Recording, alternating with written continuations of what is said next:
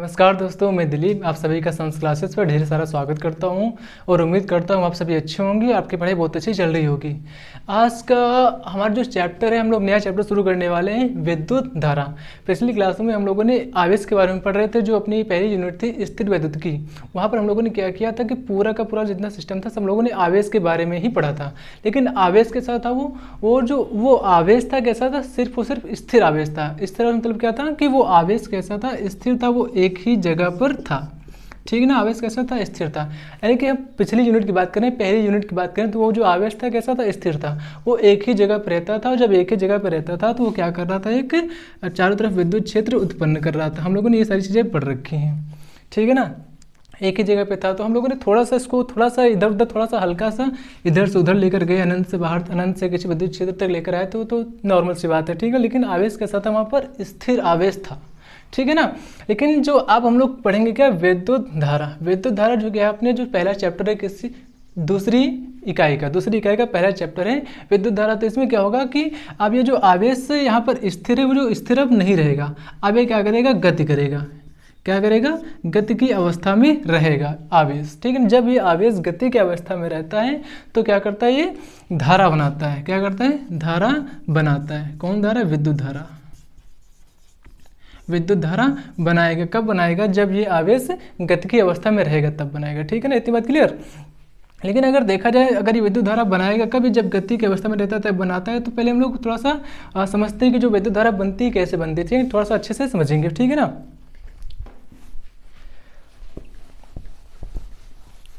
तो सबसे पहले आप लोग को पता होना चाहिए कि चालक क्या होते हैं। चालक, तो चालक की जो नॉर्मल परिभाषा होती है क्या होती है कि ऐसे पदार्थ जिनमें हम लोग धारा को प्रवाहित कर सकते हैं चालक कहलाते हैं। ऐसे पदार्थ जिनमें हम धारा को प्रवाहित कर सकते हैं चालक कहलाते हैं ना। तो अगर चालक क्या होते हैं कि जिनमें धारा का प्रवाह होता है वो चालक कहलाते हैं। लेकिन इस चालक को अगर थोड़ा सा हम डिटेल में समझें, डिटेल में अच्छे से, कि जैसे अपना एक चालक कौन कौन से होते हैं, एग्जाम्पल में अगर देखें तो क्या, एल्यूमिनियम होता है। ठीक है ना, और लोहा भी होता है यानी कि आयरन भी होता है, और एजी यानी कि आपकी सिल्वर भी होती है। ठीक है, सारे क्या होते हैं, चालक होते हैं आपके, होते हैं ना। लेकिन ये चालक कैसे होते हैं, यानी कि इसमें कौन सी प्रॉपर्टी होती है जिनके कारण ये चालक बन पाते हैं, मतलब इसमें धारा प्रवाहित हो पाती। ये सब होते क्या है, आपको पता है, सारे के सारे क्या होते हैं, धातु होते हैं। क्या होते हैं, धातु होते हैं। यानी कि यहाँ पर कॉपर भी होता है ना, तांबा। ठीक है, अब अगर देखा जाए तो अगर मान लेते हैं क्या, एक पदार्थ लेते हैं चालक वाला, हम लेते हैं कौन सा पदार्थ है, एक आयरन लेते हैं।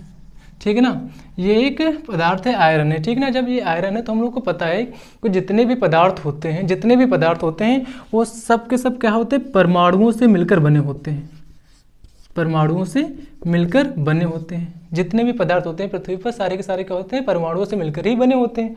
अब परमाणु की जो संरचना अगर देखा जाए तो उस परमाणु की संरचना कुछ ऐसे होती है। ये क्या होती है, परमाणु की संरचना।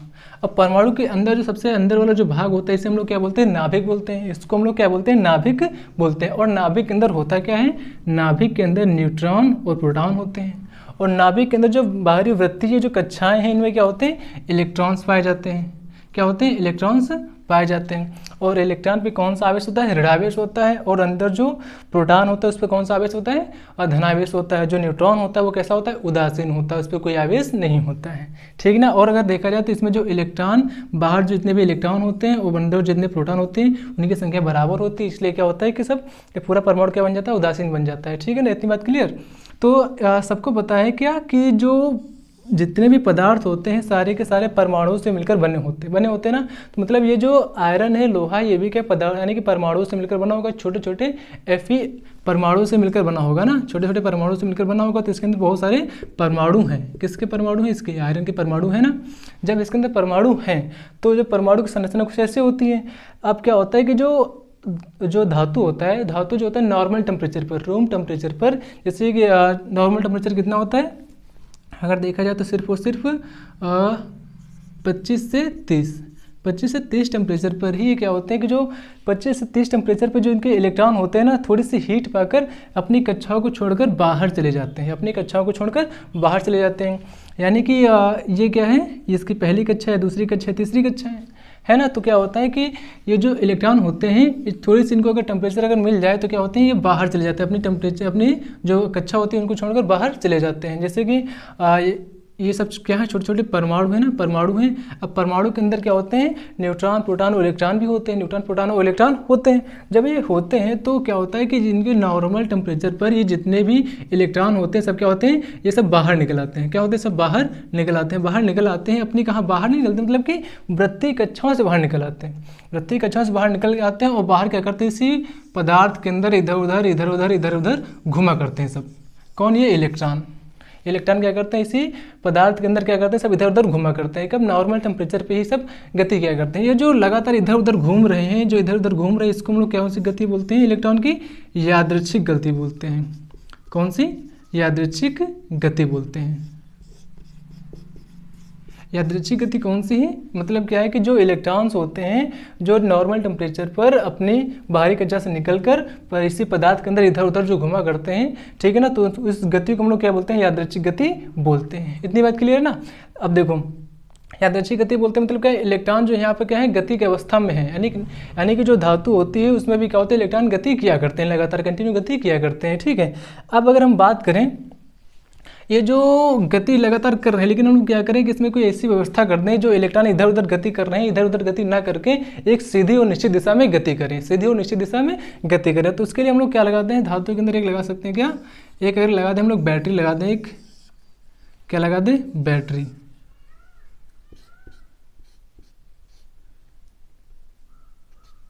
प्लस और माइनस, ये बैटरी लगा दी हमने। अगर बैटरी हम लगा दें तो ये क्या है, ये क्या है, ये पूरा है धनावेश है, यहाँ का धनावेश है, ये कौन सा, ऋणावेश है। धनावेश अगर यहाँ पर है तो यहाँ पर जो अगर बाय यहाँ से इलेक्ट्रॉन अगर निकल जाएंगे तो इलेक्ट्रॉन ऋणावेश हो जाएगा, जो बाकी पोर्शन बचेगा वो कैसा हो जाएगा, धनावेश हो जाएगा। मतलब क्या हो जाएगा, यहाँ पर धनावेश और ऋणावेश दोनों इसके अंदर हो जाएंगे ना। इसके अंदर पदार्थ के अंदर धनावेश ऋणावेश दोनों के दोनों हो जाएगा। इलेक्ट्रॉन बाहर निकल गया तो कैसा होगा, ऋणावेश हो गया, बाकी जो पोर्शन बचा कैसा हो जाएगा, धनावेश हो जाएगा। ठीक है ना। तो यहाँ से अगर क्या हो जाएगा, धनावेश जो यहाँ से बैटरी से अगर निकलेंगे तो क्या होगा, जितने भी यहाँ पर धनावेश होंगे, जो इसके अंदर जितने भी धनावेश होंगे वो क्या होंगे, एक धनावेश क्या करता है दूसरे धनावेश को क्या करता है, प्रतिकर्षित करता है। क्या करता है, प्रतिकर्षित करता है। तो इसके अंदर जितने भी धनावेश होंगे सब क्या होंगे, आगे चलना शुरू कर देंगे, आगे चलना शुरू कर देंगे, क्योंकि यहाँ से जो क्या हो रहा है, धनावेश यहाँ से निकलते हुए आगे जा रहा है। निकलते हुए आगे जब जाएगा तो जितने भी धनावेश होंगे सब क्या करेंगे, सब एक दिशा में निश्चित दिशा में गति करना शुरू कर देंगे, और जितने भी यहाँ पर इलेक्ट्रॉन्स हैं, जितने यहाँ क्या है, यहाँ पर इलेक्ट्रॉन हैं, तो इलेक्ट्रॉन क्या करते हैं, अब देखो इलेक्ट्रॉन पे कौन सा आवेश है, ऋणावेश है, इलेक्ट्रॉन पे ऋणावेश है, तो जितने भी इलेक्ट्रॉन क्या करेंगे, इस धनावेश की ओर आना शुरू कर देंगे, सब क्या करेंगे, धनावेश की ओर आना शुरू कर देंगे, धनावेश की ओर आना शुरू कर देंगे। यानी कि इलेक्ट्रॉन की जो दिशा हो गई कुछ ऐसे बन जाएगी, और जो धनावेश बाकी जो पोर्शन बचेगा सब इधर चला जाएगा। ठीक है ना। मतलब इलेक्ट्रॉन की दिशा क्या बन जाएगी, कुछ ऐसे आना शुरू कर देंगे इलेक्ट्रॉन्स। क्यों, क्योंकि यहाँ पे जो धनावेश है, धनावेश क्या करता है, ऋणावेश को अपनी ओर आकर्षित करता है, और इलेक्ट्रॉन क्या होता है, एक ऋणावेश ही होता है। ठीक है ना। तो ये जो जितने भी इलेक्ट्रॉन होंगे क्या होंगे, सब इधर आना शुरू कर देंगे, इलेक्ट्रॉन आना इधर शुरू कर देंगे। ठीक है ना, इलेक्ट्रॉन इधर आना शुरू कर देंगे। इतनी बात क्लियर है ना। अब अगर देखा जाए कि ये जो इलेक्ट्रॉन पे आवेश कौन सा होता है, ऋणावेश होता है ना, तो ये देखो यहाँ पे आपको शब्द आ रहा होगा, कौन सा, आवेश। क्या शब्द आ रहा है यहाँ पर, आवेश शब्द आ रहा है। मतलब क्या हो रहा है कि आवेश हो रहा है कि गति की अवस्था में हमको यहाँ पर मिल रहा है, आवेश क्या हो रहा है यहाँ पर हमको गति की अवस्था में मिल रहा है। ठीक है ना। अब हम लोग क्या करेंगे, यही से हम लोग परिभाषा बना सकते हैं कि धारा की परिभाषा क्या बन जाती है, क्या, कि जब आवेश क्या होता है, गति की अवस्था में होता है, जब आवेश गति की अवस्था में होता है तब क्या होता है, वहाँ पर धारा बन जाती है। ठीक है ना। हम लोग परिभाषा लिखते हैं,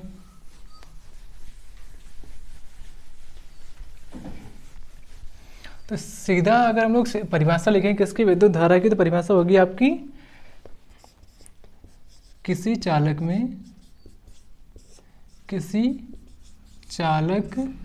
में आवेश प्रवाह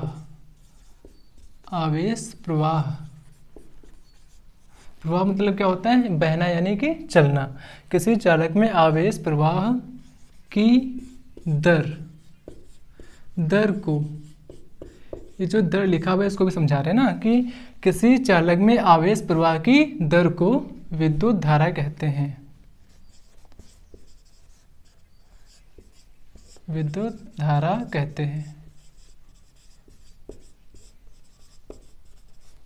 किसी चालक में आवेश प्रवाह की दर को विद्युत धारा कहते हैं। जो दर आया यहाँ पर, इसका दर मतलब क्या है कि प्रति सेकंड, मतलब कि एक सेकंड में जितने आवेश प्रवाहित होंगे, यानी कि एक सेकंड में जितने आवेश एक जगह से प्रवाहित होंगे उससे हम लोग क्या बोलते हैं, विद्युत धारा बोलते हैं। जैसे अगर माने हम क्या चीज़, ये क्या है, एक चालक है, यह एक चालक है। तो कोई जगह ले लेते हैं क्या कि एक किसी चालक के अनुप्रस्थ काट वाला लेते हैं कोई जगह कि एक सीधा सीधा मान लेते हैं कि इस जगह से 1 सेकंड मतलब क्या 1 सेकंड में कितने आवेश प्रवाहित हो रहे हैं, 1 सेकंड में कितने आवेश प्रवाहित हो रहे हैं, उसी को हम लोग क्या बोलते हैं, धारा बोलते हैं। यानी जो दर होती है मतलब क्या 1 सेकंड मानते हैं ना कि 1 सेकंड से एक जगह से कितने आवेश से गुजर रहे हैं ना, तो उसी को हम लोग क्या बोलते हैं, विद्युत धारा बोलते हैं। अगर आवेश एक जगह पर रहेगा तो धारा को नहीं बना सकता। जब धारा कैसे बनेगी, जब आवेश गति की अवस्था में रहेंगे, बहुत सारे आवेश क्या करेंगे, गति करेंगे, तब क्या बनेगी, वहाँ पर धारा बनेगी। ठीक है ना। अगर धारा की अगर परिभाषा अगर पूछें तो 1 सेकंड में यानी कि कुछ समय पर जितने आवेश गुजरेंगे तो उसी को हम लोग क्या बोलते हैं, विद्युत धारा बोलते हैं। यानी कि किसी चालक में आवेश प्रवाह की दर को विद्युत धारा कहते हैं। ठीक ना। ये तो रही बात धारा की। अब अगर देखें कि धारा का मात्रक क्या होता है, मात्रक से पहले हम लोग देख लेते हैं इसका फार्मूला। तो विद्युत धारा का फार्मूला बनेगा आपका विद्युत धारा को हम लोग लिख सकते हैं क्या, इसे I से प्रदर्शित करते हैं, इसे I से प्रदर्शित करते हैं।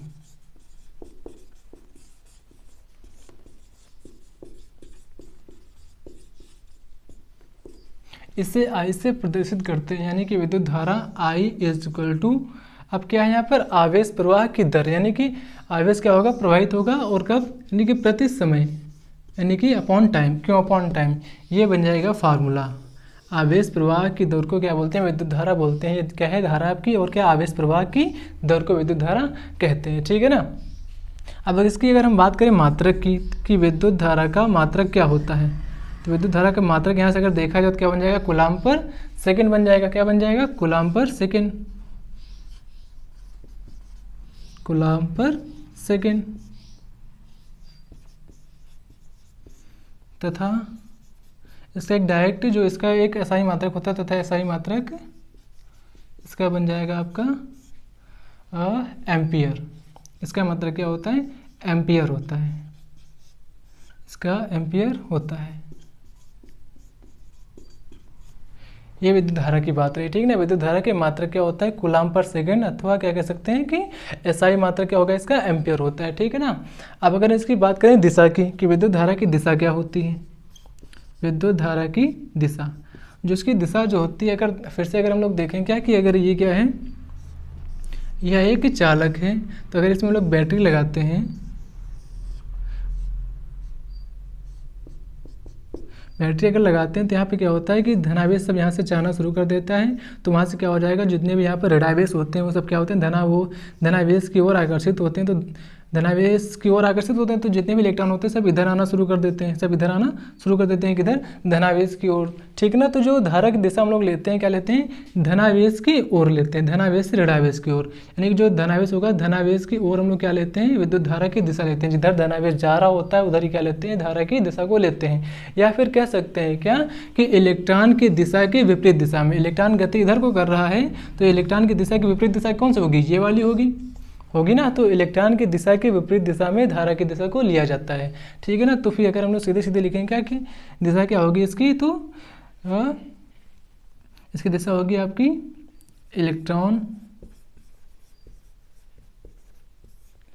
इलेक्ट्रॉन की दिशा के विपरीत,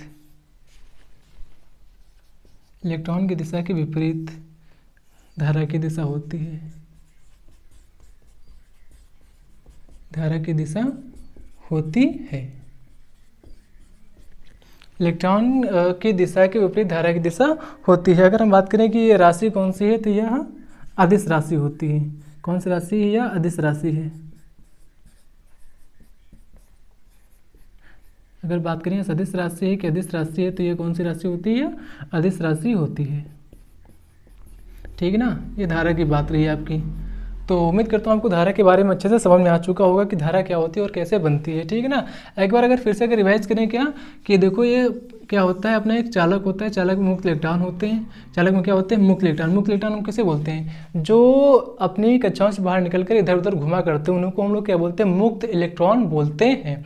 मुक्त इलेक्ट्रॉन अगर होंगे तभी वहाँ पर धारा प्रवाहित हो सकती है, क्योंकि जो धारा प्रवाहित होती है मुक्त इलेक्ट्रॉन से ही प्रवाहित होती है। ठीक ना। तो अगर हम लोग यहाँ पर अगर बैटरी लगाते हैं एक, जब बैटरी लगाएंगे तो यहाँ जितना भी होगा यहाँ से धनावेश निकलेगा, धनावेश जब निकलेगा तो यहाँ पर क्या होंगे, जो इलेक्ट्रॉन इधर उधर घूम रहे थे वो क्या होंगे, सब के सब इस धनावेश की ओर आना शुरू कर देंगे। धनावेश की ओर आना का शुरू कर देंगे तो जो इलेक्ट्रॉन क्या होता है, ये जो कण क्या होगा, ऋणावेशित होता है। कैसा होता है, ऋणावेशित होता है। तो क्या एक प्रकार से आवेशी है ना, तो आवेश क्या होगा, इधर ये आना शुरू कर देगा, इधर धनावेश की ओर आना शुरू कर देता है। तब क्या बन जाती है, धारा बन जाती है। यानी कि जो जितने भी इलेक्ट्रॉन थे इधर उधर घूम रहे थे वो क्या हो जाएंगे, एक निश्चित दिशा में चलना शुरू कर देंगे। जब आवेश एक निश्चित दिशा में चलना शुरू कर देते हैं तब वहाँ पर क्या बन जाती है, धारा बन जाती है। ठीक ना। अगर आवेश एक जगह स्थिर रहता है वहाँ पर तो कोई भी एक बनता क्या है, एक वैद्युत क्षेत्र बनता है, वैद्युत क्षेत्र बनता है। लेकिन यहाँ पे क्या हो रहा है कि हमने जब एक बैटरी लगाते हैं तो क्या होता है कि इलेक्ट्रॉन क्या करते हैं, एक निश्चित दिशा में चलना शुरू कर देते हैं और जो हो ज़्यादा स्पीड से चलते हैं तो क्या बन जाती है, यहाँ पर एक धारा बन जाती है। ठीक है ना। तो धारा क्या होती है कि किसी चालक में आवेश प्रवाह की दर को विद्युत धारा कहते हैं। इसे आई से प्रदर्शित करते हैं। फॉर्मूला क्या बन जाएगा, I=Q/T और इसका मात्रक क्या हो जाएगा, इसका ऐसा ही मात्रक एम्पियर हो जाएगा। ठीक है ना। जिसकी दिशा होती है इलेक्ट्रॉन की दिशा के विपरीत दिशा में इसकी दिशा होती है और एक ऐसी राशि अदिश राशि होती है। ठीक है ना। तो उम्मीद करते हैं आपको ये धारा के बारे में बहुत अच्छे से समझ में आ चुका होगा कि धारा क्या होती है और कैसे बनती है। ठीक है ना। अगर इसमें कोई भी समस्या होती है तो अगर पूछ लीजिए कमेंट बॉक्स में, उसका आंसर हम जरूर देंगे। और आप सभी का धन्यवाद।